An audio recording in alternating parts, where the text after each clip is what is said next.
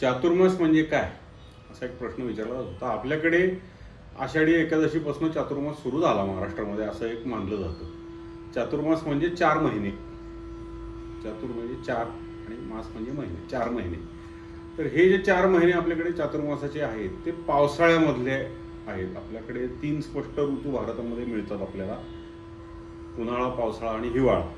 की पावसाळ्याचा हा जो काय काळ आहे त्या काळात जे 4 महिने असतात त्याला आपण चातुर्मास असं म्हणतो. साधारणपणे आषाढातला अर्धा भाग, श्रावण,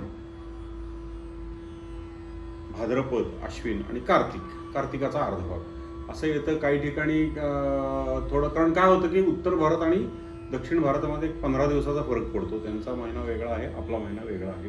त्यांचा पौर्णिमेपासून सुरू होतो, आपला अमावस्येपासून सुरू होतो. त्यावेळी आपली अर्थव्यवस्था ही संपूर्णपणे शेतीवर अवलंबून होती आणि हा शेतीचा पेरणीचा काळ आहे.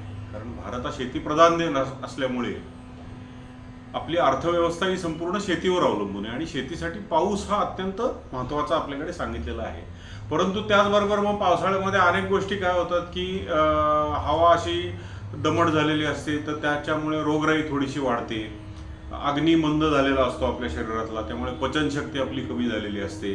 त्याच्यानंतर आपल्याकडे दळणवळणाची साधनं आता आहेत, पण पूर्वी ओढ्या नाल्यांना पूर यायच्या, नद्यांना पूर यायचा, त्यामुळे रस्ते बंद झालेले असायचे.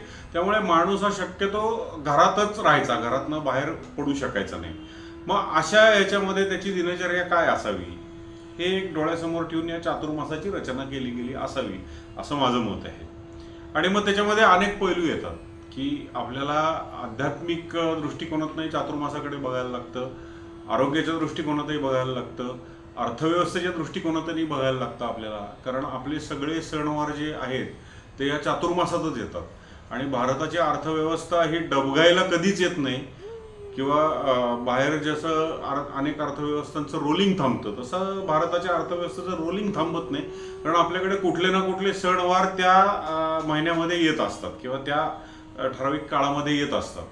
तर त्याच्यामुळे काय होतं, हे सणवार आल्यामुळे अर्थव्यवस्था ही चक्र चालू राहतं अर्थव्यवस्थेचं. तर असा हा चातुर्मास आणि त्या चातुर्मासाचे विविध पैलू जे आहेत त्याबद्दल आपण पुढच्या भागांमध्ये माहिती घेऊया.